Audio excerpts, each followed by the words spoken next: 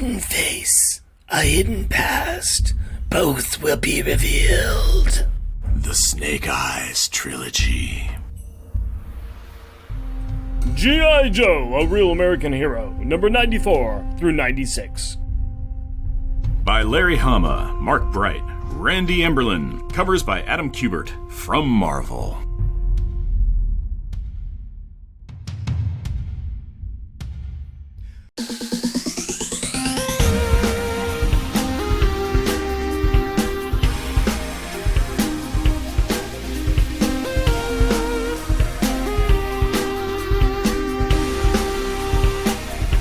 Welcome, dear listener, to our podcast. Jeff and Rick present Unpacking the Power of Power Pack, where we journey through each issue of the most underrated Marvel series of the 80s while drinking beer, analyzing awesome and amazing adolescent adventures, and absorbing alcohol. I'm Jeff.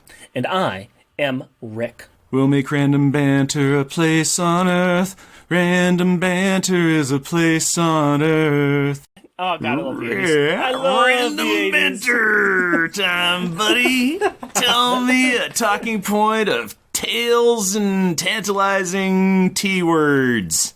Just talk to me, buddy. What's going on? I want to be on roller skates, going down Ventura, just, listening to that song of blaring and seeing all the blondes wearing roller skates, too. Yeah, do your California dreaming. And they're all looking beautiful, and they look at me and saying, who's that pasty white guy that's coming out of a comic book filled basement? And I hang my head in shame and go to the beach and wait for Flex Mentallo to come out and kick sand in my face. I don't know. Yep, exactly. I just made it. I started off happy and then I went into a dark place. Welcome to life. Yay, life. So why did I pick that for this issue there, Rick? Heaven is a place on earth. Mm-hmm. Yeah, basically. Basically. Yeah, come up with a reason. Why? Yeah, just that. Just that, kind of. Yeah, heaven is a place on earth. Because there's some angels, there's some earth. The kids realize that there's no place like home. No, it's just because I like Belinda Carlisle. That's the only reason why I picked that. No, it is the heaven on earth. It is the basic simple thing that the Chimelians in this go from their shopping mall of a ecosystem in the heavens. They go from their shopping mall lifestyle to going back to a Earth-style atmosphere planet. So there we go. They did what they did. They went from one place to another. So that's why I did that. They did. Mm-hmm. I hear what you did. I see what you did there. And I appreciate the work that you did in making that all happen. Yes. So what's been going on with you, buddy? Well, let me tell you, not much. I've just been doing my thing. I think that, right now where we're in the middle of October, and I know that this is going to go out right before Thanksgiving. So to all the future people who are hearing this on the other side of the apocalypse, whatever it is, I hope you enjoy your Thanksgiving, however you decide to do your Thanksgiving, especially during this time of COVID. I hope that you and your families have found some way to still have a celebration together, even if it has to be over Zoom or if it has to be on very long tables. I hope that you all enjoy Thanksgiving. I hope that we can, kind of transition into some better times ahead. I'm hoping. But, whatever the case may be, hope you all are well on the other side of that great divide of October and November. Yeah, I do too. And since this is a time of Thanksgiving, I realized that I have not given thanks to our friend in real life and friend of the show, Gary Key. And I say this because if you remember previously, I had said that my phone took a tall drink of water and it didn't like that. Yes. Well, our friend Gary, he recommended to me, he said, soak it in like 100% isopropyl alcohol and drain it out and set it to the side. So I did that. I took out the SIM card port and drowned it and made all the bubbles come out. And I just set it in the alcohol for an hour or something. And then I came back, took it, drained it out, and then did that all over again and re-drowned it. And so I had it in isopropyl alcohol, made sure that it was just everywhere and switched it around, let it sit in alcohol for a couple of hours, took it out, and then just, dried it off, drained all the fluids out of there, and set it off to the side for a week. Whatever ports open I could have, like the little SIM card port. Ignored it for a week, came back to it, hit the power button, said, oh, it didn't turn on. I'm like, wait, the battery's probably dead. Plugged it in. It started charging. I'm like, I'll see you in an hour. Came back. Beep, boop, boop. I have a phone again. It's at about 99% of what it was, but it's functioning pretty great. So my totally bricked out repair shop saying the motherboard's fried got repaired by soaking it. Hey, as Homer says, alcohol, the cause of and solution to all of life's problems. It fixed my phone. So happy days are here again in the phoneverse because it's saving me, whatever, the $300 to $700 for a new phone. Huzzah. Congratulations. Huzzah. I am very proud of you, man. I'm very proud of you. That is my thanks for Thanksgiving, and it is tech-based to, again, our friend Gary Key. Thank you, Gary, so much. Appreciated that. That is wonderful. I am very glad to hear that. Yeah. Good news. Yeah, we have a good friend, Gary. He's a friend of ours for geocaching, and he's a great tech guy to have. It's always good to have a couple of tech guys in your life. Yep. Let's dive into something that we say we're knowledgeable about, and that is a comic book. Before we do that, let's talk about what we know of last comic book. Not even going to talk about the new hotness. Going to talk about something from 30-odd years ago. You better believe it. You better believe it. That's how we roll. Jeff, 2-sentence replay me, boy. The Chimelians respond to Queen Maraud's threats of blowing up their homeworld after she destroyed the planet that they were tethered to by sending the heroic horse heroes Force 4 on a secret stealth mission to her galactomatic doomsday machine to destroy, disable, or defeat her forces to save the day. They were promptly captured. But never fear. Once Power Pack gets finished talking to a giant celestial Whoopi Goldberg, they will also go on a mission to Maraud's galactomatic doomsday machine to destroy, disable, or defeat her forces to save the day, where they will also be promptly captured, and then give their superpowers to Maraud. Now that I mentioned the giant celestial Whoopi Goldberg, right? Because that is kind of a big deal. 2-sentence replay is over. Why don't you give me a beer and tell us what our Power Pack pick is? My pleasure, my friend. Let's go ahead and reach into the lovely bag that the beer Santa has left you. There we go. What do we got in this actual bag with a beer in it? We have Trapdoor Brewing with our powers combined. Very nice. This is kind of looking like a crinkle blue paper wrapping on that. And with our powers combined, it's very Captain Planet kind of thing. There's a little power ring at the bottom that has a blue, a white T in a blue stone. On the left of the label, they've got, thanks to our friends for the generous contributions. And they've got 5 other rings, which is, yeast, hops, malt, idea, design. And with the power of, I guess, they have Captain Beer and beer. I don't know. That kind of ran away from me. But that's cool. This is powers combined. And why would we do powers combined? Well, because we have somebody who has combined all of the powers to become one powerful power. My goodness, is that later years Alex power where he's stealing all of his siblings' powers? Dear God, no. That is Queen Maraud. Oh, what a shocker. That's a spoiler that I was not prepared for. Yeah, I know. I got you. I understood. And it also shows a little Earth on the thing, and that's nice because, spoilers, at the end they go back to Earth. Yes, it is. Yes, they do. This is an epic Earth Day collaboration that was the brainchild of the awesome humans at Final Draft Tap House to raise money for the Columbia River Keeper, a local environmental group focused on protecting clean water and our climate. We use Frankian Pilsner malt, salmon-safe Sterling hops, and lager yeast. We added Nelson, Mandaria, and Ella hops. And that's a 5% ABV. And this is an IPA. It smells kind of It does not say that anywhere, but I took a sniff and I said, smells very... That's good. No, I was wrong. I found it. This is a dry hopped lager. The smell of it smelled like an IPA. Yes, it really did. So when it's dry hopped lager, I'm like, oh, okay. That is a very hoppy lager. And it is a very hazy lager. You are not selling me on the fact that this is a lager. This does not look like a lager. This does not smell like a lager. No. Yeah, that smells like an IPA. Little floral, little citrusy, kind of a lemony, kind of a... Yeah. This is not a...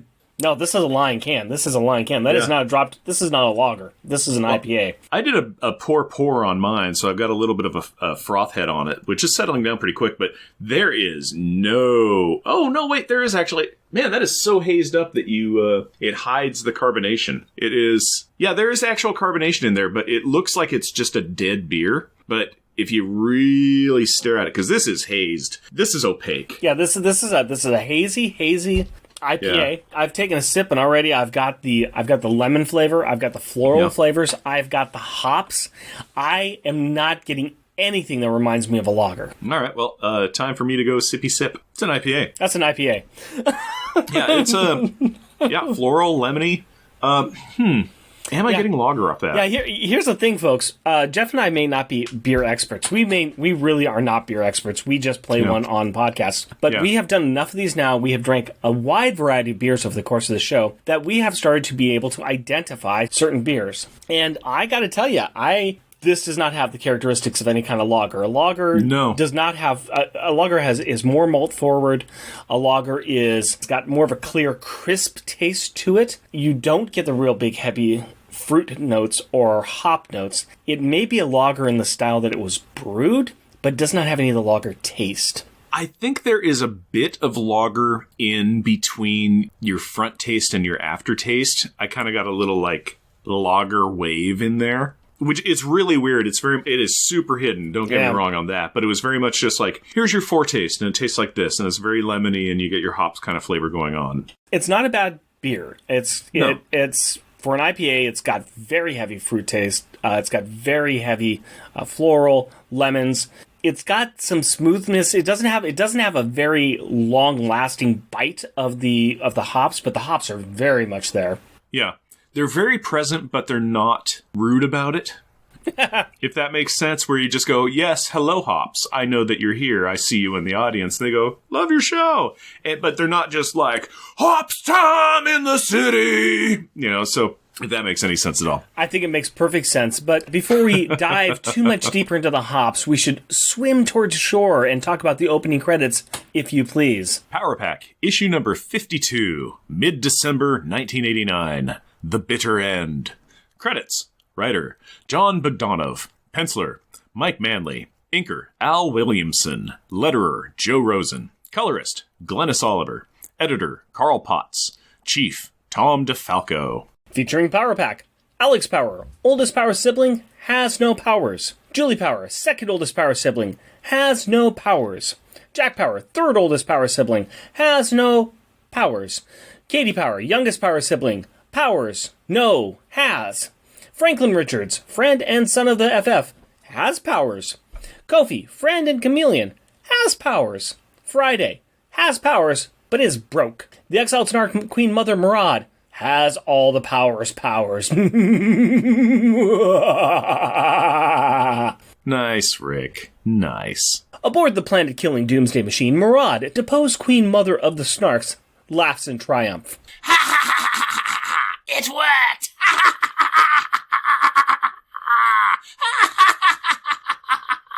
Okay, Murad is going to be ranting and laughing for all, so I thought I would just pop in and set the scene. After the kids wish their powers over to Senorita Scales, she seized them up into the air and began her verbose villain verbalization of victory. Power surges through every fiber of my being. My victory and vengeance are assured. The amazing abilities of Power Pack are mine at last. Abilities relinquished unto me willingly by my guileless enemies, who will now suffer my gratitude. Okay, she's still going. It appears that she is, shocker, going to go back on her word and use her array of powers against her enemies. And while this is fascinating and all, you may be asking about Franklin. Actually, you're right. In spite of how fascinating that was, I was about to ask about my favorite towhead. What is he up to these days? Dream spying on Queen Murad and his defeated friends. Why, that little scamp. I bet he's pretty upset by what I spied with my little eye. He sure is. He pops back into this body, which is safely protected by Friday, who is still stuck in the cargo bay being attacked by waves of snarks and robots, while she is repairing herself. Things are looking pretty dire. Friday is not in a position to save the pack, and Frank can't really affect any change himself. Force 4 is not too far away, but they are headed back to the Chimelian homeworld, and they have their own problems. Friday has tapped into the other team's smart chip and can hear them performing some TV hospital drama moves on Kofi, who is more gravely injured than they realized. Yeah, Ghost Mare is fretting her little forelock over our favorite foal while trying to convince Team Leader to go back and help Power Pack. Thunderhoof is on her side, pointing out that the kids sacrificed their powers and themselves to Queen Murad in an attempt to try and save them. He feels that their freedom is pointless if they don't use it to stop the sinister serpent. Even the Human Torch analog Firemane is on board with them acting like heroes. But Team Leader is by-the-book kind of horse, and that book is titled Embracing Failure and Learning to Love Running Away. He feels that since they have their oat bags handed to them by both Power Pack and Maraud, that a pack powers powered up Maraud would not improve their win-loss ratio. Yep. He also feels that their best bet is to await orders from the Tectates, who have surely come up with a science-based plan to save the day. And when they scientifically save the day, then the Earthling's sacrifice will not have been in vain, and Power Pack's heroic deaths will be gloriously avenged. Okay, it's great that he wants to be an Avenger, and that he thinks that the Tectates will have a plan, but two little things. One, you can't just say that you're an Avenger. There's like a whole vetting process or something like that in place. I'm sure there's a test. There's at least a multiple choice like questionnaire. And two, Force 4 was the Tectates' plan. That was it. That was their plan. They threw you at the problem and said, fix it. You think their plan has gotten better since then? Huh? No, I don't, and I don't think that they're gonna cowboy up anytime soon. So let's go back and check on some real cowboys. How's the pack doing? Well, partner, not so good. The kids are all passed out, and Maraud has moved on from monologuing to monologuing with powers practice. She is showing a very surprising level of competency as she uses each power in turn, and in turn, she uses her new powers on the previous owners of the powers. Katie gets a light speed tail slap. Alex gets a powerball to the back. Jack gets density drop to the ground. And Julie, well, Julie helps to pick up the 7-10 split when her and her siblings get flung to the ground by the peacocking, power-purloining post-princess of petulance. And during this beatdown, Maraud is reflecting on her son Jackal. Now when I say reflecting, you would be excused to think that she is thinking fond thoughts of her departed child. But no. She's not. She is talking about what a big weakling he was to have died after burning himself out on the powers she stole for him, and how this stole away all of her plans. But that was then, and this is now. In the past, she had a loser son, and in the present, she has herself and some tiger blood, and she is obviously winning! She is also excited about the prospect of conquering her home world after she destroys Kymelia. But first, she wants to savor the moment by finally killing these disgusting, wiggling earth creatures that have plagued her for so long. Yeah. What was that? Why, that would be the dream self Franklin coming to save the day. Ah, yes. A concentrating Franklin is back on Friday telling her that Maraud is leaving the pack alone because she is chasing around his dream form, trying to squash it. Once again, our bestest boy shows his worth. Friday is impressed by this and gives him the update that she is secretly monitoring Force 4's smart ship and that things are getting interesting over there. You see, everyone is arguing with Team Leader that they need to go back and save the pack, and that is the best chance that they have to save all of their species. But, as usual, Team Leader claims that since he is the pilot of the ship, he is in charge, and that he is taking them all back to home so that he can receive orders. Well, Ghostmare has had enough of this and talks directly to their ship, who she now believes is fully sentient and might just have a will of her own to do the thing that is right. She asks that ship take them back to the pack. Ship is conflicted as to what to do. That is until Friday pops in for a Zoom call and tells Ship that though they are metal and machinery instead of flesh and blood, that to be truly and freely alive is to be able to choose by the feeling in your soul or your Radio Shack circuits. That is enough for the sentient but unnamed Ship to make the decision to do the right thing by going back into a situation where they will probably get destroyed and or forgotten. So the ship turns them around and zips back to save the day. Speaking of saving the day, Franklin is still doing just that by playing human can't-touch-me whack-a-mole with Maraud. No matter how angry she gets and how she swings, she just can't quite make contact with this annoying little earthling brat. This is giving Power Pack a chance to regroup, and they discover that they are able to slip out of their brain fog-inducing manacles. At this point, Maraud's attention finally comes off of Franklin and back onto the kids, where they start to be on the receiving end of some Powerballs. Lucky for them, Force 4 phases in and shouts, "Hey, Maraud, leave them kids alone. All in all, you're just another snuck that will fall. All in all, you're just another snuck that will fall." Close enough. And the intentions are good, But what actually happens is that she gets a power-up from a blaster-wielding team leader that she uses to shoot a powerball at Firemane, taking him out, and then she fastball specials his body into team leader and Ghostmare, taking them out, and then she super G's a bubble force field onto Thunderhoof, crashing him to the ground and suffocating him, thus taking him out. Not content to let time take its toll on Thunderhoof, she decides to speed the process up by degrabbing a chunk of machinery to smash him into the great beyond. But this is where Jack jumps in. Wrong move, Lizard Breath. You forgot that when you decravitize something, you become weightless too. Something which I know, 'cause that's my power you're using. And with that, Jack grabs her by the tail, spins her around, and throws her into a wall. Thrum! And I may not be able to shrink down and do my Julie hammer anymore, but I can stomp you full size right on that tender snout all you snarks have. Way to go, Julie. But if that doesn't stun her, this will. And Alex mostly hits her with a big chunk of pipe. Gring! Before she turns into her cloud form. Enough! You can't hit a cloud of mist, while I need but surround you in this form and disintegrate you using one of your own powers! It's at this stage that a recovered Ghostmare leaps at the children and faces them just in the nick of time. But this leads to an apparent problem. You see, it's a math problem. There are too many potential victims and not enough Ghostmare to go around. You got one Ghostmare and like 7 other participants. The math doesn't add up. So Murad goes over to gut the gadgeted chameleon fish that is team leader, knowing full well that her guards will open fire on Power Pack if Ghostmare leaves them to save anyone else. Ha! Her victory is assured. All because she knows math. Stay in school, kids. Actually, the only things assured in life are death and taxes. And being interrupted by your underlings at key moments.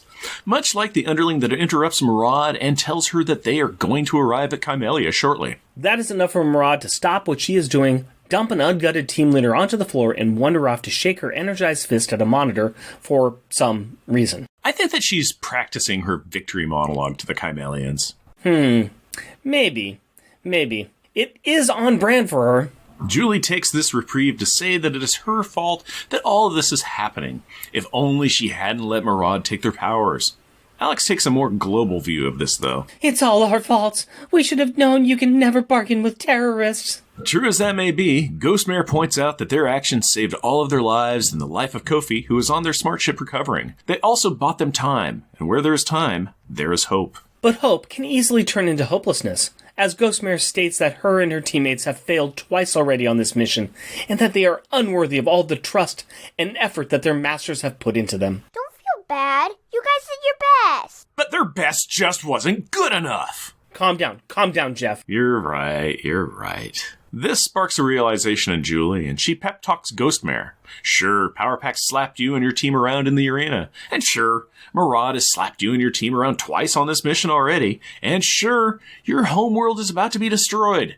And sure, where am I going with this pep talk? You know, I think you were right. I think their best wasn't good enough. Yeah. But I think you were also going to Numinous. Julie tells Ghostmare about Numinous, and how she sent them back here to teach chameleons how to find their true selves, even though she really has no idea how to do that. That's it! Good pep talk. Not really, but it does get Murad's attention, and she pops a Powerball to shut them up. She then opens up Alexa announcements to Camellia to let them know that they are well and truly hosed. Nobody is left to save them now. Bye-bye. Julie charges Murad as she is about to pull the trigger on her Galactomatic to destroy Kymelia once and for all. Again. But they are interrupted by... Boom! The 2 smart ships attacking her command base. Murad knows that this attack was a distraction, and she is right, as the real attack is coming from inside the room. Julie jumps up and gives Murad's tail a regular-sized, regular girl version of a regular Julie hammer. Stomp! And it's quite effective. Julie races back for the phase cover of Ghostmare, but Murad is lightspeed fast and knocks Julie cups over teakettle multiple times. My tail's all but lame for the stopping you gave it, and you're going to pay. I'm coming in for the kill, hatchling. You're hack. Ploff! Murad crashes headfirst into the floor as Julie flies away, leaving a rainbow trail behind her. But how is that possible? Julie says that she could feel her power in Murad, and that she just pulled on the invisible strings that bind her power to her. This excites Alex to no end, as he runs up and grabs Murad's tail. Yahoo! I get to have my G-powers again. I'll just degrab Murad and throw her out of here. I said I'll just degrab her and... Seems like Alex is having a little trouble there. Well, his trouble is about to double because Murad has recovered and clouded out of his grasp and put him into hers. No, I won't let you cheat me. You can't take your powers back if you're all dead. You'll never foil me again. I'll crush. It's at this point in the scrum that the Mass Master and G-Power sets play Chutes and Ladders with Alex clouding out of Murad's crushing grasp and Katie grabbing her and chucking her across the room. Wham! Hey now, wait a minute. Katie's got the gravity power, Julie's got her old power back, and Alex can go cloudy. Then that must mean that I get the destroyer power. Jack purposely strides over and then onto the prone post-princess of power purloining, grabs her by the collar, and then starts to glow with an energy-laden fist raised high into the air. No, not you. That's right, lady. Me. I got it. And now you're gonna get it. First we're gonna cloud, then we're gonna glow, then we're gonna fly. Go, kitty, go. Power Pack's gonna give it to you. They're gonna give it to you. Pack's gonna give it to you. They're gonna give it to you. First we're gonna cloud, then we're gonna glow, then we're gonna fly. Go, kitty, go. Power Pack's gonna give it to you. They're gonna give it to you. Pack's gonna give it to you. They're gonna give it to you. Where my power's at? I know that Mirage got them from us. Give them up, cause we'll get them back. And get them powers back they do. Much to the fear of Murad. You see, Murad knows in her heart of hearts that Jack is a terror, and a terror with destroyer powers. Well, that is a fear that is justified. Yo, chum, I can disintegrate your behind. Gods, attack, please, quickly. Attack they do! A horde of snarks and robots into the room, ready to party! Sadly, it's not a very fun party for everyone. A robot smashes Murad in the head while trying to attack Julie. Said robot getting smashed in return by the disgruntled dictator. Alex flounders around trying to Alex hammer some foes, but discovering that he can't shrink down and that it is painful to body smash foes when you are not super dense. On the plus side, he does bemoan the fact that he gets the lamest power. Alex. Never happy with anything he gets. Never change, buddy. Never change. You know who is happy with the powers that they got? Katie! She is a one-woman smash team able to break anything she touches, just like she could before, but this time with gravity. Force 4 is missing out on the big fight scene, but Ghostmare is astute enough to notice that Murad has made her way to the trigger of her planet killer. She phases over to stop her, but she's too late. The switch is thrown, and the chameleon homeworld pays the iron price. But not so fast. Another switch is thrown, this one within the daughter of Kymelia. As she mentally bears witness to the death of all she knows and loves, her soul expands, billowing out like a sail unfurled. It fills with life, imbued with the power of matriarch. And what exactly does that mean? She ate a rare candy and evolved into a being that is able to phase every single life form on her homeworld, be it plant, animal, Kymelian, or smart ship. Kymelia is dead. Long live Kymelia. Which is great, but she is the only one that knows this. Thunderhoof expands his second wind and charges the Killer Queen, hitting her with a punch that would make the ever-loving blue-eyed thing proud, yelling that he is going to kill her. Matriarch stills the equine engine of extreme extermination with a shoulder touch and an explanation. Ever since Power Pack arrived, she has been reevaluating her life. Every character flaw, every feeling of shame for not being able to live up to the technocrats' expectations, everything that she has been suppressing in herself were actually doorways to her true self. This confused her until Julie said that they were sent by Numinous to teach them. It's at this point that the Dungeon Master comes out from behind a curtain. Byroll teleports in and provides even more exposition. He expounds on how wonderful the matriarch is for showing them the error of their ways and saving them by phasing the entire race. This also has allowed them all to see her enlightenment. So, she has given them all the touch, and now they are all leveled up? Sure. Okay.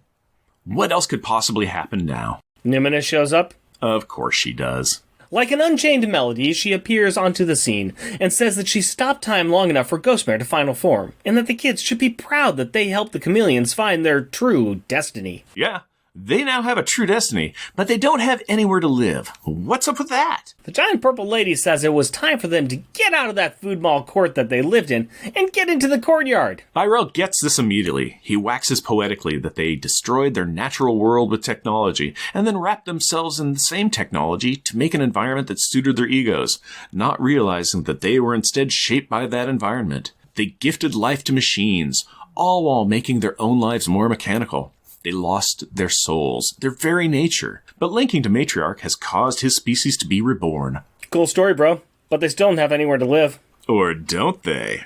No, they don't.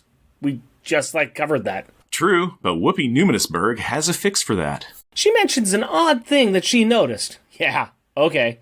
The gas giant that was destroyed had some moons, and one of them is about the same size as Chameleon's original mother world, and weirdly enough, its orbit has shifted around its sun to be pretty close to what their original mother world's was, and that while it was a frozen lump before, now it will warm up and have water. In fact, strangely, it's just got about everything that is needed to be a real planet. Save for having some loving, respectful inhabitants to live on it. Wink, wink, wink, wink, nudge, wink. See, stop me if you've heard this old chestnut before, but all of this destruction actually moved the planets to create a world ready to be terraformed and moved on to, provided by a giant Whoopi Goldberg-shaped celestial. The non-singing, not non-celestial, then calls it a day and later gators out. Later on Camellia 3.0. Home of the ecologically engineering equines. Planetary cake is just about finished cooking in the Easy Bake Oven, and the intelligent race is really pushing the planet through some serious growth spurts. At the same time, Kofi explains that the technocrats are making a fuss and saying how much they could improve the new natural homeworld with some salvaged harbor from Murad's Starkiller base. It's like they never learned anything, isn't it? Nah, they just feel left out and are resentful of the fact that Matriarch is in charge now. No one wants the technos to take over again, and people are ready for a change. Heck, even Kofi's father, Yurik, is on board. This fact alone is so impressive that Kofi is thinking about sticking around. Good for him. But Power Pack is ready to call it a day. They're ready to get back to their parents and see if they can repair the mind fix that Yurik's put on them. Alex also drops a reality-bending plot point that Friday will do some hyperspace time work that will get them back home only a day later than they promised. Power Pack is going to have access to time travel? That is crazy OP. I wonder what they'll do with this. Probably forget about it, like they would do at the end of every Star Trek episode. Of course. And now we start the movie resolution as we check in with all of the friends we have met on this wacky adventure. The remains of Force 4 drop in to show off their fashionable new togas and to tell the pack that they and others are developing new abilities that they never dreamed of, all thanks to their new healthy living lifestyles and eating organic. They also stop by to deliver an invite to them and Friday to come and see Matriarch. Upon landing at the meeting spot, they are greeted by Matriarch and Byrell to say thank you, and to say that they are sorry for how Power Pack was treated. She also goes on to explain the fates of the Snarks. They've been given a choice. Transport back to Snark World or exile onto a small remote continent with enough plant seeds and supplies to make a go of it. Murad is in this group, which means that she is doubly exiled, which is quite a feat. Next, Yurik drops in to apologize and say that he is working on a fix for the parents. Kofi explained earlier that he was trying to become a better healer again, and this is part of his penance. He also repeats his previous warning. If the parents are confronted with the truth of their children unprepared, the mind fix could break on its own, resulting in mental trauma that human minds would not be able to handle. Yeah, I really wouldn't worry about that. This is the Marvel Universe. Nothing crazy ever happens here. Yeah, sure. The magic space horses say goodbye to the human hosts of some of their magic powers, while the newly enhanced spiritual guide of this race informs the Smart Ship Friday that she should lead other smart ships in recognizing their independence. Yeah. Well, I guess in the Marvel Universe, strange and crazy are really graded on a heck of a curve. True. And the kids and Friday take off with Kofi, who is excited to spend some time planetside with his adoptive family. And upon landing back on Earth, we get to see how excited the Power Parents are to see their kids. After the hugs and kisses and the tears of joy, Alex and Julie break the news to their parents about the mind fix that Yurik did to them, while carefully avoiding any references to their superhero lives. It is some amazing verbal cartwheels Alex and Julie perform, explaining that the funny horse aliens rewrote their brains to make them accept the weird stuff that has been happening, but their speech does not seem to surprise or faze the parents. Yeah, they laugh it off and tell their children they are well-educated, liberal-minded individuals, so why wouldn't they be open-minded about their children's friends? They also say that what with being attacked by the boogeyman and thinking that their kids were superheroes, that they would have already had their permanent nervous collapse because the human mind is much more complex than he realizes. Then, they say something about how tricking someone, even if they think it is for their own good, is wrong, and that a lie will always catch up to you, and stuff. But you know what? I and the kids, we weren't really paying attention because, look, Kofi and Franklin are running up. Hey guys, we missed you! And as the red sun sets through the pink sky, beyond freshly cleaned, dolphin-filled waters, Jim Power asks the question that any good father would of his children. Now, how about taking us all for a short spin in the spaceship before supper? Finis. Next issue, Acts of Vengeance. No. Is that an excited sound you were making? Because I don't know what's coming up, and I'm excited to see it, because it's Power Pack. Is it exciting and awesome? Was that shivers of joy? Now we're going to talk about the Power Pack packaging time. Wow, that's some obfuscation that you're doing there. That is some shifting the subject matter. I've forgotten what we were even talking smoke about. Cloud. Poof, smoke cloud. Smoke bomb. All right. We have Power Pack No More. That's right. The issue number 52 has Power Pack No More. Big old letters right there. I mean, this is what you put on the last issue of a comic book. This is not the last issue of the comic book. No. We got 10 more issues to go before that happens, sir. Uh-huh. We've got Bogdanov and Barda. This is their picture, and it's very cool. You have this giant explosion going up as you see Camellia just explode, and like pieces of it falling apart, and you see Friday kind of skating in front of the explosion. The kids are all walking on a pockmarked moon planet, and they're all in their civilian clothes, holding their Power Pack costumes. But wait, those are not their Power Pack costumes. Well, Franklin is holding his. He's holding his red one, but Katie's holding the white Gravity one, and Jack is holding the yellow Energizer one, and Julia's holding her old Lightspeed one, and Alex is holding a blue one over his shoulder. This comic is giving it away if you've been paying attention. It's true. I thought it was kind of a cool little touch there. No, it's also kind of cool because you got Friday, and Friday has their arm hands extended out. Friday is either pleading with them like, no, please don't leave, or it's just like, hey, what's the matter? What's the matter, you? What up? Because Friday has turned into a character of Italian. Yeah. All right, hey, fair enough. Pasta. Now, this is a very cool cover. I do like this. The kids all look upset or dejected as they're walking away. It's a very cool and very striking cover. It's a really good one. This is one I'd put up on a wall. Oh, yeah, it is a great cover. It looks so good. This is what's going to be on our website when we're done with the series. Yeah. Yep. I think you're right. Hey, you know what? Yeah. On the nose. That's great. I love it. Unpacking the power of Power Pack No More. No more. And we'll Photoshop us in walking with our Power Pack t-shirts slung over our shoulders. Whereas issue number 50 was a bit of a retelling of a lot of issues, this is a tiny bit of a retelling, at least in some parts, of 25, when the kids start to get their powers back. Yeah. It's a lot the same way.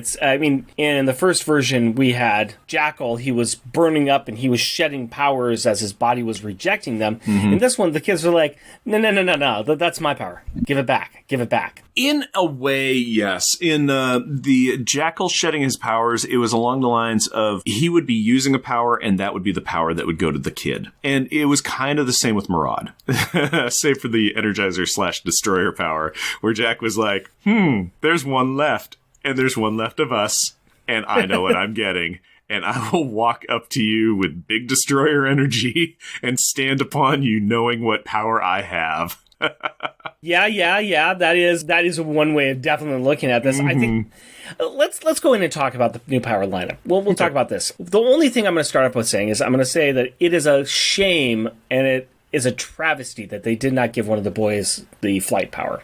Okay. Yeah, I could see that. Maybe there would be something about having the kids wearing the pink costume. Maybe that's it, which I'm like, come on, get over it. But it's, early 90s. Okay, sure. Yeah, it's a rose color anyway. Yeah, the boys following around with a rainbow trail behind them. Yeah. Maybe they felt like they had painted themselves in a bit of a corner with that. I still think that it would have been a kind of a cool to have one of the kids have the flight power. That could have been neat. I think it probably would have been really cool to have Alex have the flight power, and I guess that would leave Katie with the cloud power and Julie with the Energizer power. Except the thing is, I like Katie with the G power. It is pretty neat. I love the fact, too, as soon as she gets it, they're even commenting, they're like, it's like she was born to it, and she can, and she's fighting Snarks, and the Snarks are all like, don't get near her, she breaks anything she touches, which is so Katie. Yeah, they've kind of set that up. I think that Julie with the G power, it could have been interesting, but I think Katie is better with it. Katie's a good choice. And I think Katie with the cloud power is not as fun either. No. I can see those choices. Any power that goes to anybody, honestly, is probably fine.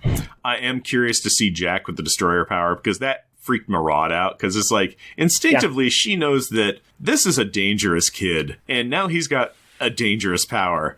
And, oh man, I also wonder if he's going to go energy junkie like Alex has. I don't think so. I don't know. We'll find out. I will say this. I am having troubles remembering too much of the next 10 issues. I know that there are certain points in the next few issues that I kind of am dreading looking at, but I've held off on rereading them. I think I might have to do a quick run through and read the rest of them. But I cannot remember if he goes down that path. I don't think he does. Think so. Amazingly enough, Jack is more responsible with the Energizer power. He's not afraid of it, and yet at the same time, he still respects it. Yeah, no, which is great. I think that, honestly, Jack in the Dragon Run series kind of understood. He learned the hard way when he knocked D'Angelo off of the roof, and it was like, oh, D'Angelo, I might have killed a man, and he was like really worked up by that. And I think, although for all of his bravado and everything, I think he's just very confident in the sense where he's like, I can wreck some stuff with this power, but I also understand how to not wreck stuff. Right. He's probably going to end up doing some interesting stuff with that. The concept of him having it, I think that's very cool. And at the same time, Alex, once again, complaining about the power he's got. Yeah, he wanted the Destroyer power, and he's like, yeah, I'm going to be Destroyer, I'm going to be so butch. And he's like, hey.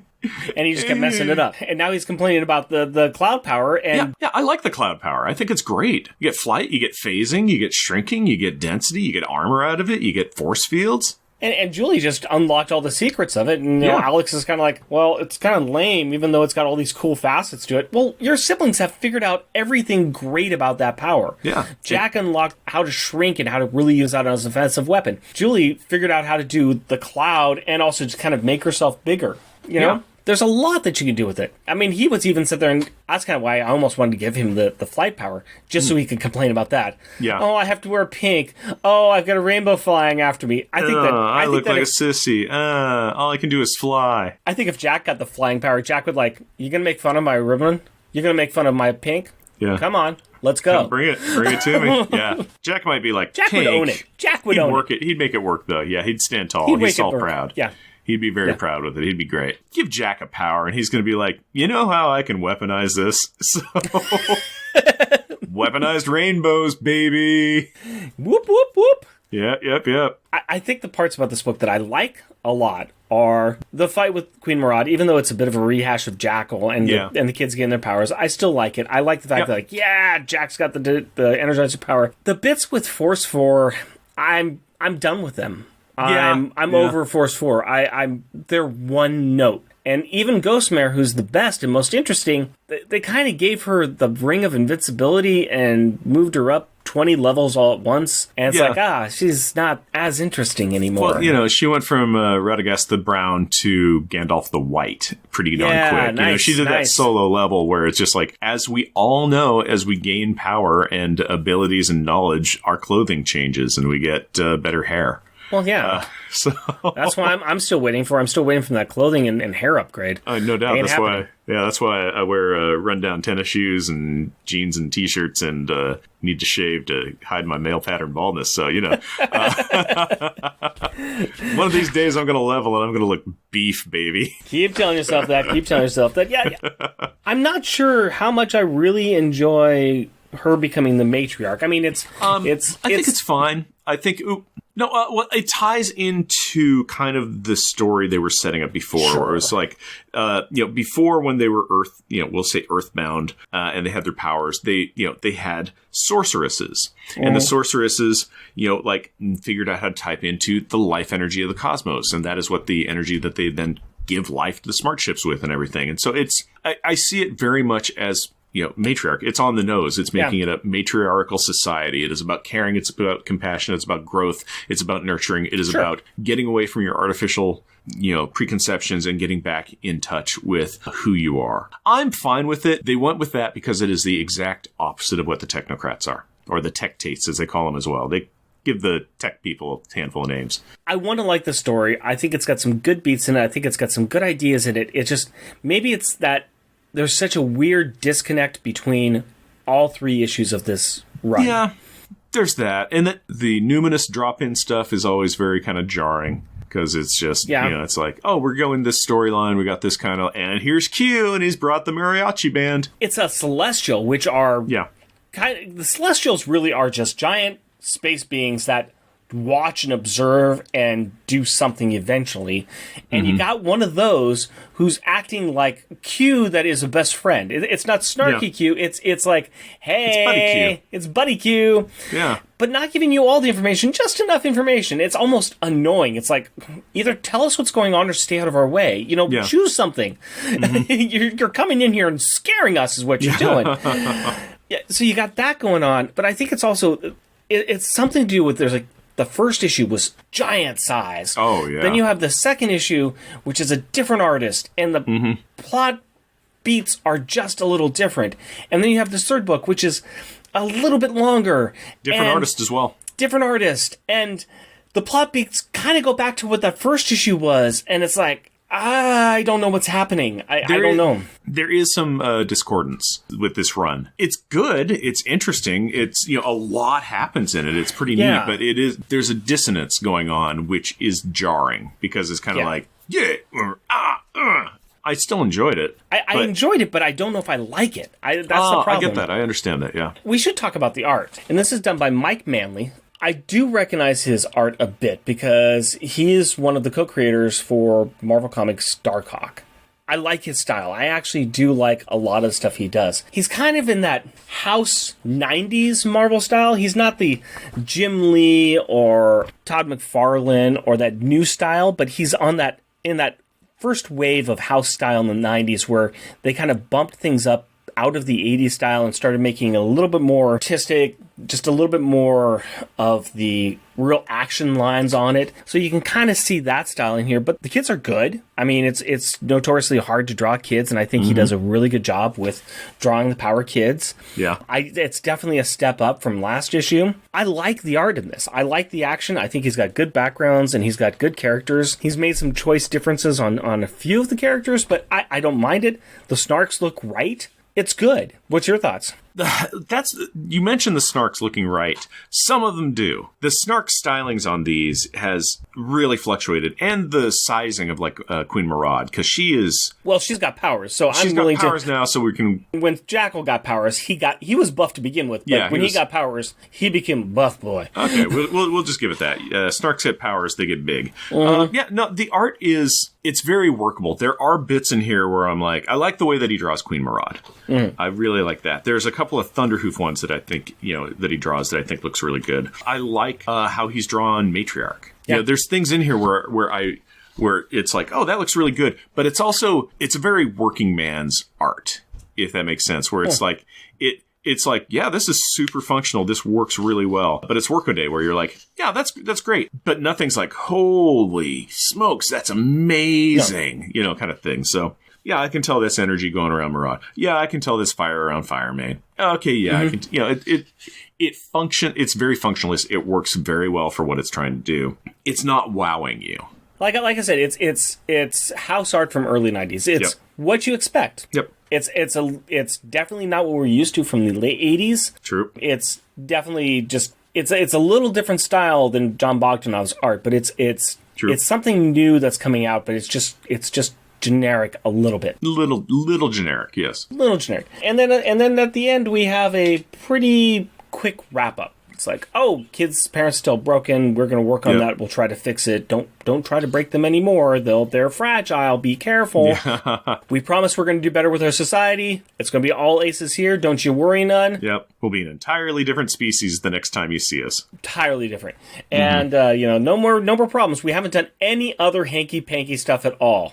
None. Promise. Probably. Unless a new writer comes along and retcons something. But we haven't done anything else hanky-panky. Yeah, that's the thing about comics, though, too, is if you have a long-standing writer, they tend to maintain consistency through their stories. You get a new writer in, maybe they're going to follow in that same vein, and maybe Van Lent taking over from Mark Sumerak in the All Ages Power Pack books, where you're like, this is very Mark Sumerak, but refined. It's like, wow, this is really good storytelling. So it does, like you were saying, it depends on the writer, because some writers come in and they're just like, nah, actually, I think this and this, and just changes everything around. So it can happen. Yeah. Unfortunately, this is going to be one of the last times we see John Bogdanove writing the kids. I do believe that he is back for one more issue in a couple of issues where he is going to be doing the art and his wife is going to be writing, but I believe this is his last script. Aww. It saddens me so much that I really don't want to talk about a library card, but Jeff has something he wants to say from his deep, dark, dank, smelly Science Corner. It's because I'm heartless and don't understand emotions or feelings like Rick does. Pretty much. Yep. In that case, we'll do a little bit of cowboy science. So, in this issue, a very unlikely occurrence happened in which a moon of the destroyed gas giant got knocked into a new orbit around its sun and ended up able to sustain life. Well, this got me thinking, what is this life-sustaining region of space called? It turns out that this region of space is called the habitable, or Goldilocks zone. And this zone is the area around a star where it is not too hot and not too cold for liquid water to exist on the surface of a planet. Rocky exoplanets found in the habitable zones of their stars are more likely targets for detecting liquid water on their surface. So why is liquid water so important? Life on Earth started in water, and water is a necessary ingredient for life as we currently know it. Now imagine if Earth is where Pluto is. The sun would barely be visible, about the size of a pea, and Earth's ocean and much of its atmosphere would freeze. On the other hand, if Earth took Mercury's place, it would be too close to the sun and its water would form a steam atmosphere, quickly boiling off. I am happy to say that we are all roommates together in this habitable zone, and I am also happy to say that was this week's Science Corner. Thank you very much, and from there, let us move away from the Goldilocks zone into the crafting, into the kitchen where she ate the porridge, and refrigerator gallery. What's the picture you want to put on the refrigerator? Tell me you're funny. Tell me you're funny. You have an amazing word picture there. My joke backup is on page 3. I see what you're doing here. I might be doing the same thing. Nice. I would say this is in the bottom corner. It is in the bottom right-hand corner, and I call it blap. I call it raspberry to a monster. Very, very nice. This is your joke backup as well? Yes. Awesome. Yep, this is where Dream Franklin has showed up to distract Murad from killing the disabled power kids. And yeah, it's just him blowing a raspberry with his thumbs in his ears, wiggling his fingers around. And Murad at this point looks like one of those little gas station little monsters that you get put on a finger. Yeah, little finger puppets, yeah. It's like, her mouth is open like, It's a pretty funny picture. I like it. I like it a lot. Yeah, that's a good one. That's a good one. If you want to move forward to page 9 for my top funny one. Yep. And this is in the upper corner. Mm-hmm. And I call this one Reap the Whirlwind. Yeah. And this is where Jack, not being powered up, but realizing that Murad is degrabbed, he's like, hey, wait, I know what happens to you when you're like that. Grabs her by the tail and swings her around because he knows she ain't nothing but a light feather. And he's swirling her around like a whirlwind. So reap the whirlwind, my friend. Reap the whirlwind. Very nice. This was on my list, and it's also funny because he's spinning her so hard that he knocks the colorist for a loop. Well, yeah, that happens, man. Yeah. It's kind of like, the colorist forgot to color in characters at above the floor line. Well, my joke backup is on page 17, and I call it, These Boots Were Made for Walking. And this is the middle left-hand panel of Jack striding towards and then on top of Murad's belly, walking up to her, fist cocked, to go claim his destroyer power. I just love this because he's just like, yeah, I'm going to walk on you. That's how little respect I have for you and little fear. And I love the fact, too, she's just, No, not you. That's right, lady. Me. I got it. He's like, yeah, I'm going to get the destroyer power. Oh, yeah. I'm going to walk over you to get what's mine, baby. Here we go. This is coming. Are you ready for this? Are you ready for this? All right, Turns out she was not. Turns out not so much. Yeah. All right, let's move on to the best ones. If you would like to turn to page 1, I am taking the splash page on page 1. This is what I call trophies. And this is Murad laughing up a storm, holding up the 4 kids, 2 in each hand, and just laughing as she holds her trophies. And they're all just limp ragdolls. Oh, and Julie's being held up by her hair. That's Katie. Oh, Katie and Julie are both being held up by their hair. Katie and Julie both are. They're both being held up by their hair. Yep. That's just mean. No, that's pretty nasty. This was so good that it actually made my first place one. And I called it... Yeah, I called it Trophy Hunter. Nice. We almost got the same one there. Yeah, just about. You're like, page 1? I'm on page 1. Trophy? I got trophies. Nice. We are cutting down the list of pictures we've got here. What is your backup one? My backup is on page 11, and I call it Threatening Stance. And this is the middle right-hand panel of the comic. I just love the way that Mike Manley has drawn Murad in this. Murad is... reaching forward to grab an unconscious team leader to just gut him. And I really like how she looks. For whatever reason it is. It's very sinuous yet snarkly. It just looks great. She's got very thin legs and kind of through on the crooks of the legs. You see Ghost Mare looking all, what's going on? Yep. Yeah. It's very, very cool looking. I like it. Very good choice. Very good choice. Good choices all around. Wait, I got a top one yet. And I'm actually surprised you didn't choose this for your top one. Really? What is it? You were very close with your funny one. But if you go back to page 17, and at the bottom of the page, it's Jack Unleashed. And this is where Jack has made his trip up the stomach of Murad. He is powered up, and he's sitting there holding on to Murad, and he's all glowing, and he is saying, "Yo, chum, I can disintegrate your behind." I'm sorry. That is a great picture. Yeah, there's some neat stuff. I like the one above it, too, where he's got his fist cocked with energy pouring out of it, and he's glowing, and he's, grabbed her by the scruff of her lapel, and is just like, wonder what's going to happen now. There might be some good pictures, but I have a question. Are there good insults? Rubber and Glow moment, what was the best or most childish insult in the book? Page 7 is my backup. Same here. Cursed little earthling brat. Oh, yep, up at the top panel. Mine is on a closer to the bottom right-hand panel. And this is after she's snuffed the flame of Fire Mare and is about to chuck him into his friends. And she says, Too well done for me. I prefer my chameleon horse meat cooked medium rare. It's a good taunt. It's a very good taunt. I liked it just for the simple fact that it's just like, oh, I hit you with a Powerball. Oh, you're a little too well done now. And it's like, oh, I've not only hit you with a Powerball, but also you're not cooked to my preference. Wait a minute. Does she eat chameleons? She does, probably. Don't you? Wait. You. I have. You have. Yes, I've eaten their earthbound compatriots in Iceland. It was delicious. So good. Literally amazing flavored meat. That was so tasty. So good. Yes. I would like to point out my top insult, and that is back on page 17. I could not get away from that panel. Yo, chum, I could disintegrate your behind. I'm sorry. As far as it goes with a taunt or an insult, I mean, it's all the things right there. It's him laying down the line and him saying, yo, chum. I love it. I'm sorry. I love it. It's smack talking. No, it's a good one. It's a really good one. What about you? What you got? I picked another Murad one on page 3. There's a lot of Murads. Murad's got a lot of great stuff. This is on page 3, and this is when she's testing out her powers, and she's kind of grumping about her deceased son, Jackal, and she's saying, So what if the transfer process I used the first time was faulty? Jackal was always soft as a mammal anyway.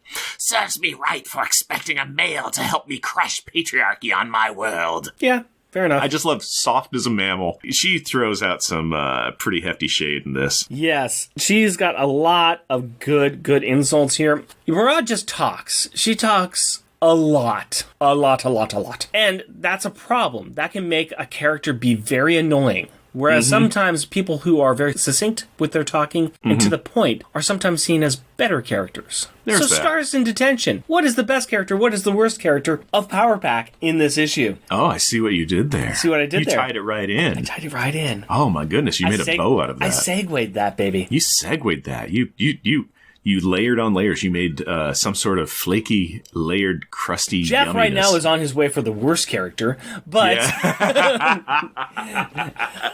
but since we start with the worst, who do you have for your worst? Oh, Alex. Yep, Alex. Yep. He was not acting like a leader. No. Just no. He was not acting like a leader. Julie was more of a leader.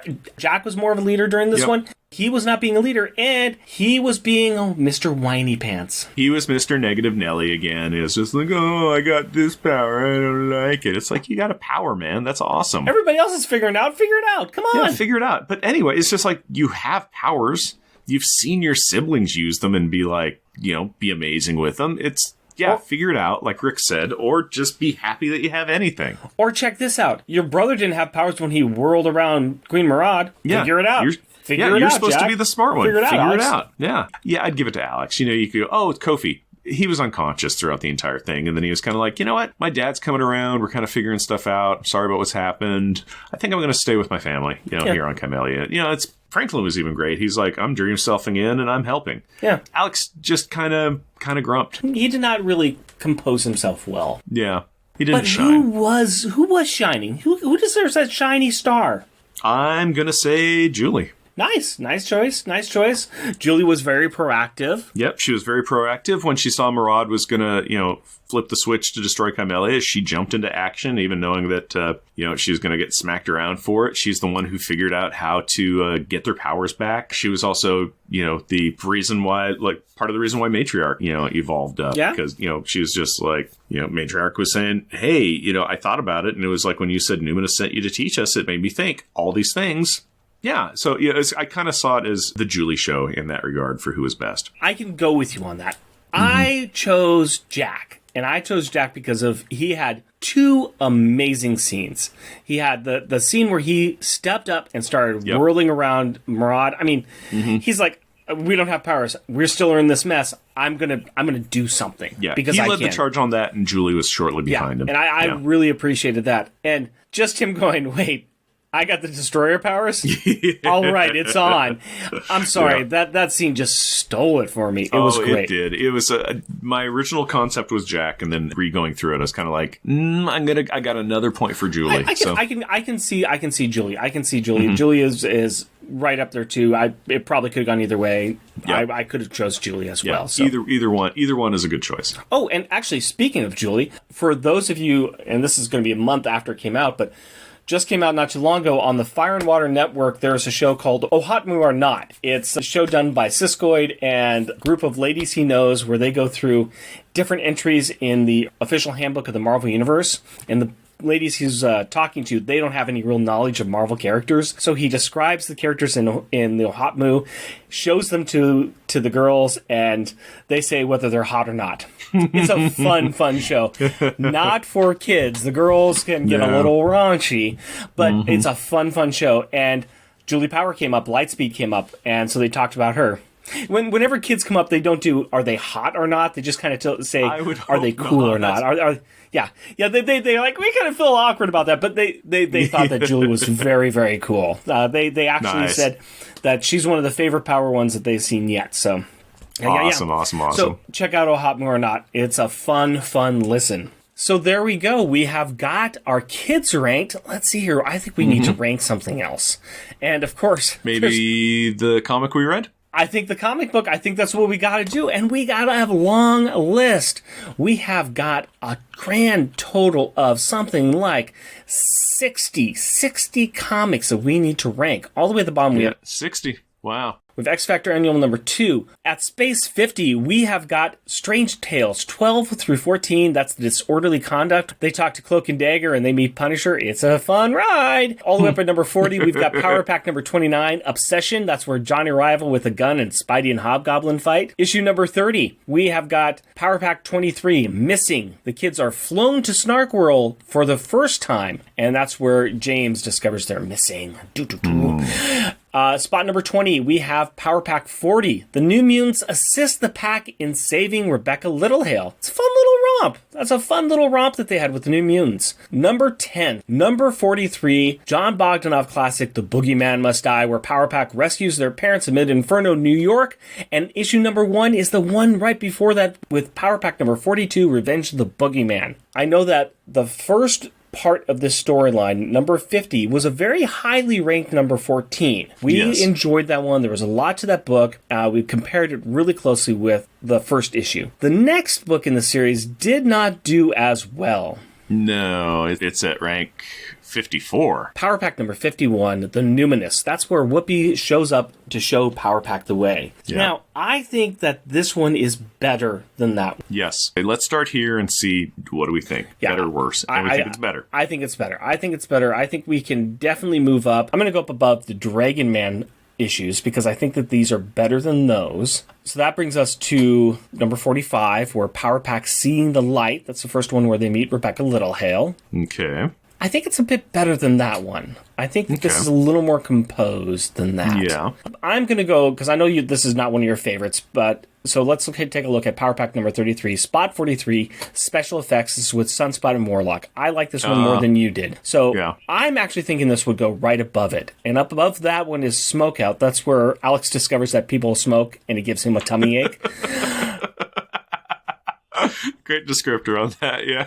Thank you very much. I think that this might be a good spot for it. I could be convinced of maybe going a little bit higher if you want, but I think that that's a good... I'm okay with it. I think that's a fine spot for it. I think that this has got a little bit more composure than Special Effects does. I think Smokeout is a better composed story, one and done story. Mm-hmm. But I think that this is in the right area for this issue.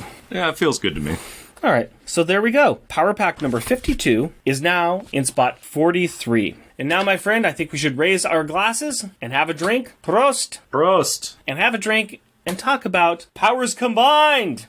Powers Combined! And maybe pour out a drop for poor old Queen Marad, who had the powers combined and then lost. Yeah. Oh, so sad. So sad. You know why? She never had the power of heart. No, she did not. The most important power. And she never did anything to save the Earth. In fact, she destroyed a planet. And then an artificial planet. Yeah. And then also a bunch of space junk. Yeah, she put a bunch of space junk in space. That's going to cause problems. Exactly. Yeah. Man, I tell you. What do you think about this beer? It's fine. This one is growing on me. Not an IPA fan, and apparently this is not an IPA. But you can't convince me of that. Yeah, but it is. It is an IPA. I don't like the heavy hops in it, but I am enjoying the rest of the drink. It's not that cloying for me. It's fine. I'm kind of going into it like, I don't know if I want to drink this, and I take a sip, I'm like, oh, that's good. I'm a little bit opposite on that, because I'm kind of like, I've been sipping at it, and then I'm like, yeah. And I emptied my can. It's a pint can. But my glass, it's pretty darn full. So I've been tipping into it, but I haven't been like, yummy, yum, yum, yum, yum. Give me some of that in my tum.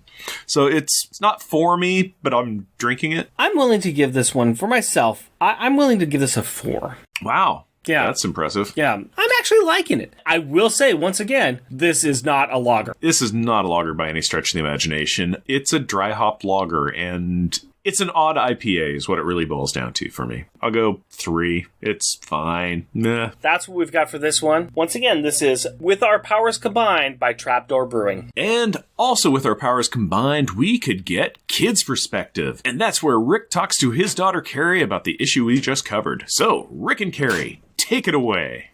Hello, Carrie. Hello, Daddy. That was a very big stretch you had there. Yeah, nobody could really see it anyways. I saw it. Everybody who's listening to this. Anyways, So, we read Power Pack No More. So, apparently this is the last issue of Power Pack, right? Yeah, but when it says no more, it's only no more for a little bit. What do they mean by no more? Well, they kind of gave all their powers to Murad. Why would they do something like that? Because they just wanted to let the Force 4 and Kofi escape.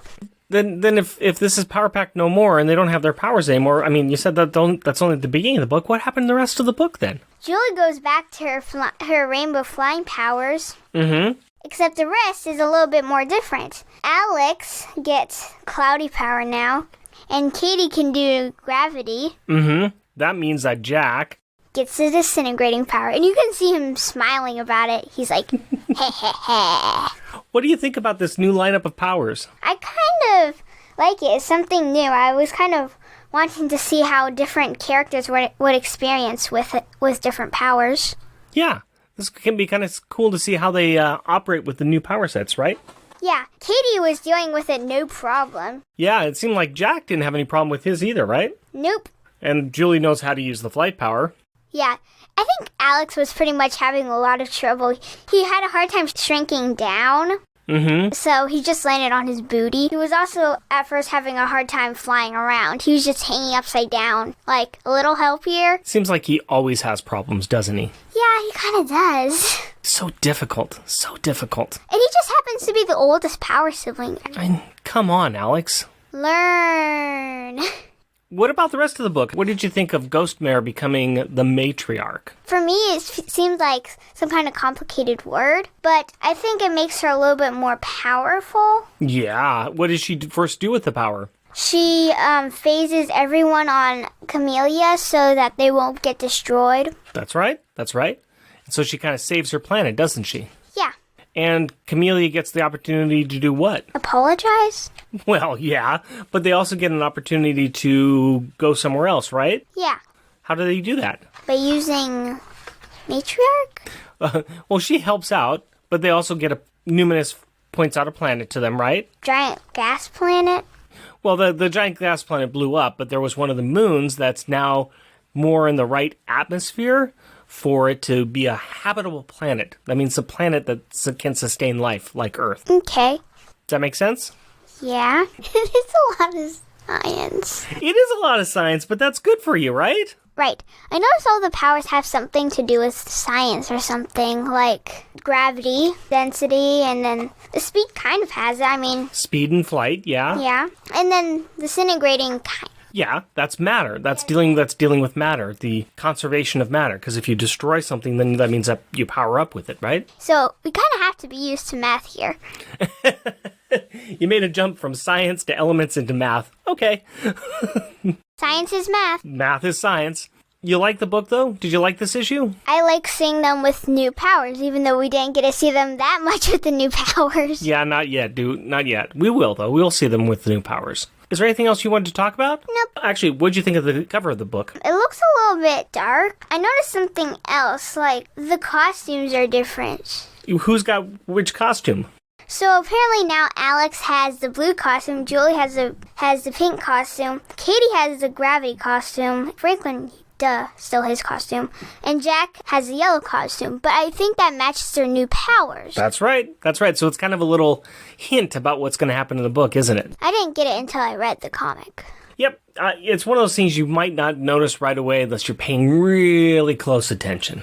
Yeah. Anything else you wanted to talk about? Nope. Okay. Thank you very much for your time, honey. Welcome. I love you. Love you too. Ah, very nice. Thank you, Carrie. Thank you, Rick. Shout out time!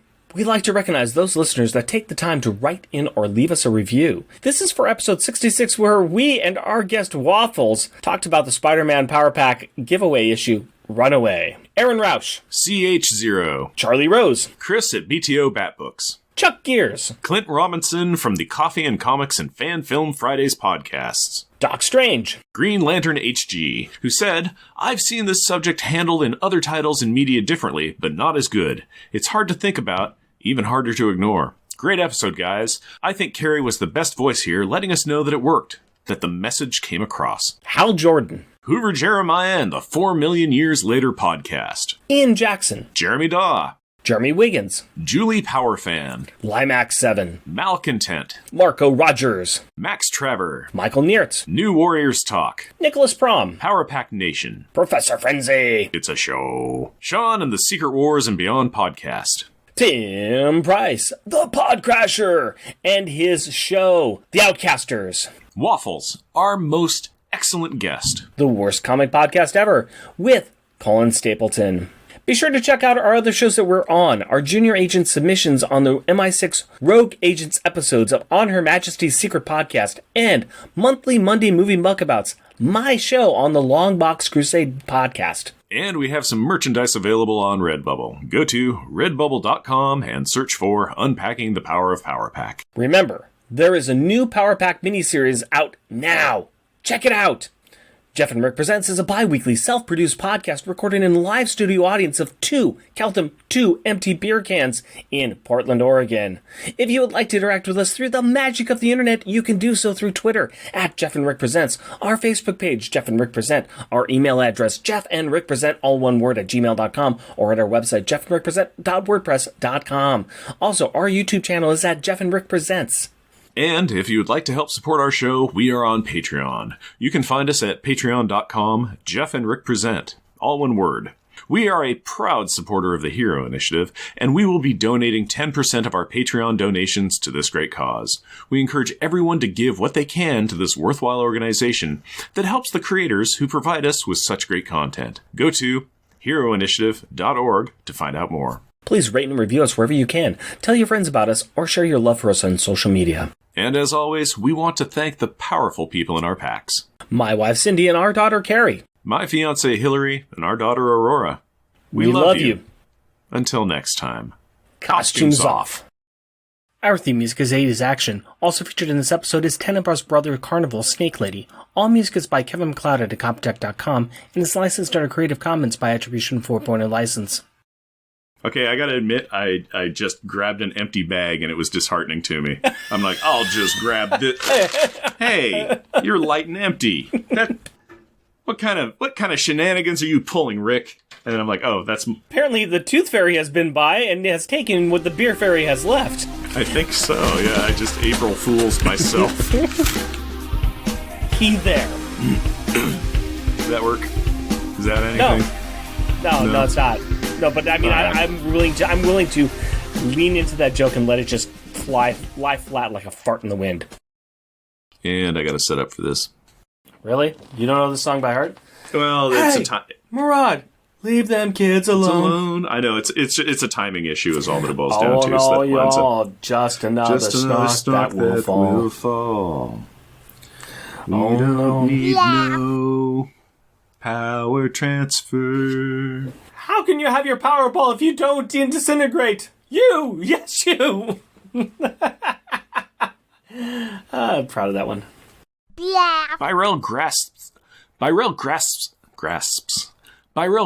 this. Byrell gets this immediately.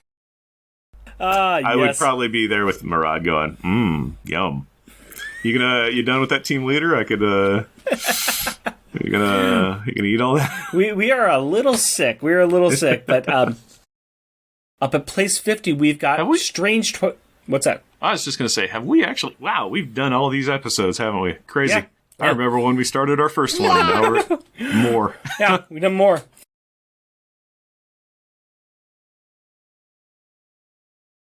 Yeah.